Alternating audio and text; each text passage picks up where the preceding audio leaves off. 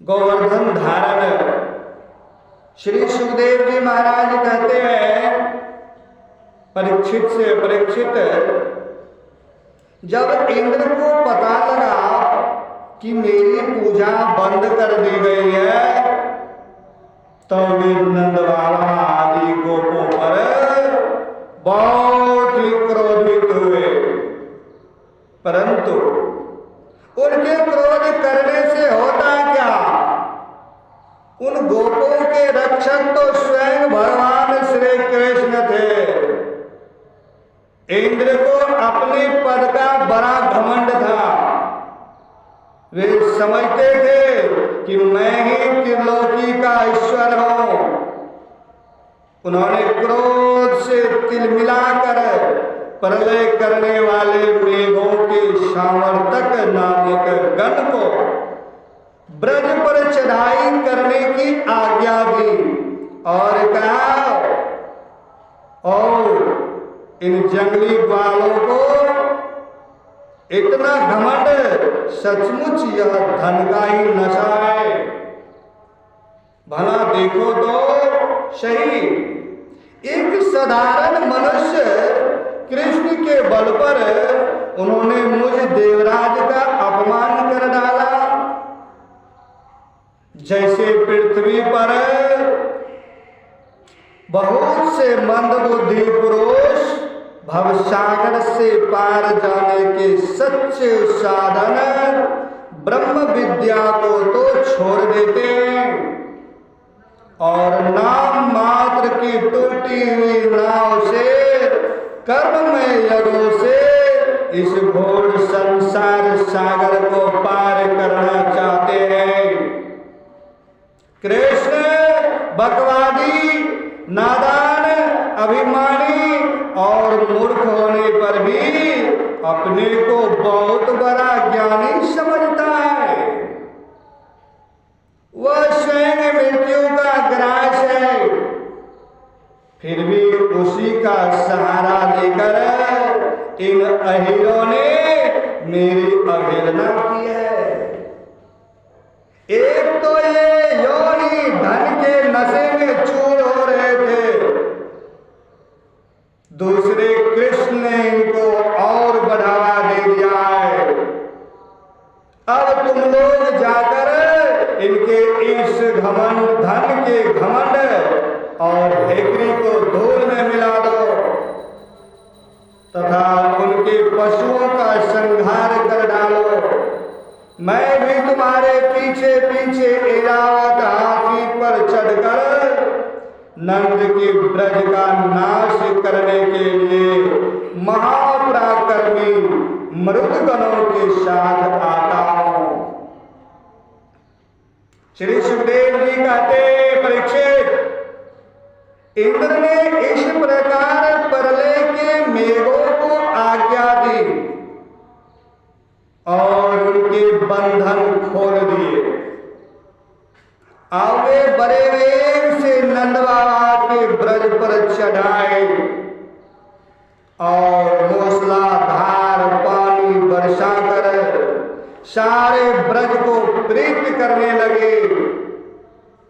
चारों ओर बिजलियां चमकने लगी, बादल आपस में टकरा कर कड़कने लगे और प्रचंड आंधी की प्रेरणा से वे बड़े बड़े ओले बरसाने लगे। इस प्रकार जब दल के दल बादल बार बार आकर खंभे के समान मोटी मोटी धाराएं गिराने लगे, तब ब्रजभूमि का कोना कोना पानी से भर गया और कहाँ नीचा है कहाँ ऊंचा है इसका पता चलना कठिन हो गया, मुश्किल हो गया। इस प्रकार मूसलाधार वर्षा तथा झमावात के झपाटे से जब एक एक पशु निठुरने लगे और कांपने लगा, ग्वाल और ग्वालिनी भी ठंड के मारे अत्यंत व्याकुल तो वे सब के सब भगवान श्री कृष्ण की शरण में आए। मूसलाधार वर्षा से सताए जाने के कारण सबने अपने अपने सिर और बच्चों को निहोक कर अपने शरीर के नीचे छिपा लिया था और वे कांपते कांपते भगवान की चरण शरण में पहुंचे और बोले कि प्यारे श्री कृष्ण, तुम बड़े भाग्यवान हो। अब तो कृष्ण केवल तुम्हारे ही भाग से हमारी रक्षा होगी। प्रभु, इस सारे गोकुल के एकमात्र स्वामी, एकमात्र रक्षक तुम ही हो। भक्त वत्सल, इंद्र के क्रोध से अब तुम ही हमारी रक्षा कर सकते हो। भगवान ने देखा कि वर्षा और ओलों की मार से पीड़ित होकर सब बेहोश हो रहे हैं। वे समझ गए कि यह सारी करतूत इंद्र की है। उन्होंने ही क्रोधवश ऐसा किया है। वे मन ही मन कहने लगे, हमने इंद्र का यज्ञ भंग कर दिया है। इसी से वे व्रज का नाश करने के लिए बिना ऋतु के ही यह प्रचंड वायु और ओलों के साथ घनघोर वर्षा कर रहे हैं। अच्छा, मैं अपनी योग माया से इसका भली भांति जवाब दूंगा। ये मूर्खतावश अपने को लोकपाल मानते हैं। इनके ऐश्वर्य और धन का घमंड तथा अज्ञान में चूड़ चूड़ कर दूंगा। देवता लोग तो सत्य प्रधान होते हैं। देवता लोग सत्य प्रधान होते हैं। इनमें अपने ऐश्वर्य और पद का अभिमान न होना चाहिए। अतः यह उचित ही है कि इन सत्वगुण से ज्योत दुष्ट देवताओं का मैं मान भंग कर दूंगा। इससे अंत में उन्हें शांति मिलेगी। यह सारा व्रज मेरे आश्रित है, मेरे द्वारा स्वीकृत है और एकमात्र मैं ही इसका रक्षक हूँ। अतः मैं अपनी योग माया से इसकी रक्षा करूंगा। संतों की रक्षा करना तो मेरा व्रत ही है। संतों की रक्षा करना तो मेरा व्रत ही है। अब उसके पालन का अवसर आ पहुंचा है। इस प्रकार भगवान श्री कृष्ण खेल खेल में एक ही हाथ से गिरिराज गोवर्धन को उखाड़ लिया और जैसे छोटे छोटे बालक बरसाती छत्ते के पुष्प को उखाड़कर हाथ में रख लेते हैं, वैसे ही उन्होंने उस पर्वत को धारण कर लिया। इसके बाद भगवान ने गोपों से कहा, ए माता जी, पिताजी और ब्रजवासियों, तुम लोग अपनी गौ और सब सामग्रियों के साथ इस पर्वत के गड्ढे में आकर आराम से बैठ जाओ। देखो, तुम लोग ऐसा शंका न करना कि मेरे हाथ से यह पर्वत गिर पड़ेगा, गिर जाएगा। तुम लोग तनिक भी मत डरो। इस आंधी पानी के डर से तुम्हें बचाने के लिए ही मैंने यह युक्ति रची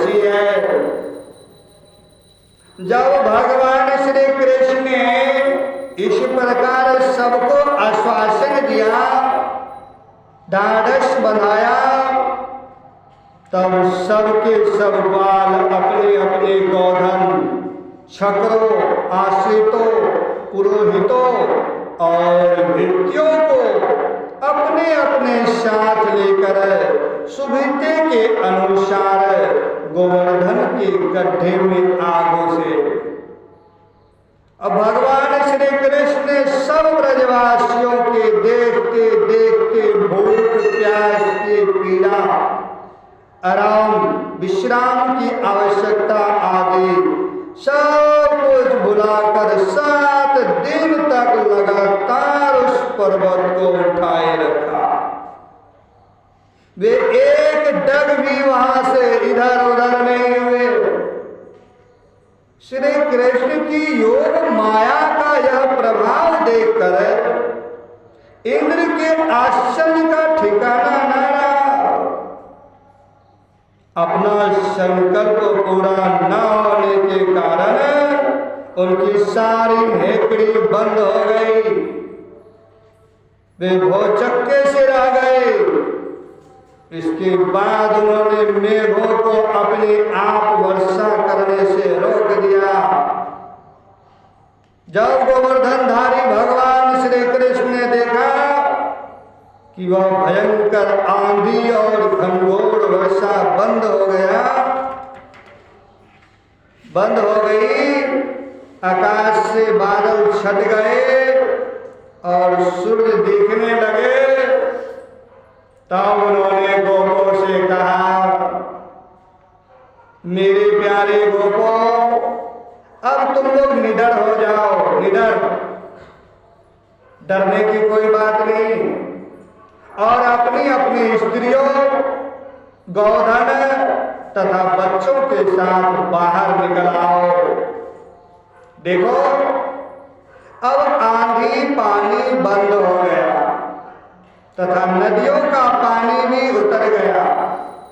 भगवान की ऐसी आज्ञा पाकर अपने अपने गोधन स्त्रियों, बच्चों और बूढ़ों को साथ में तथा अपनी सामग्री छकरों पर लाद कर धीरे धीरे सब लोग बाहर निकल आए।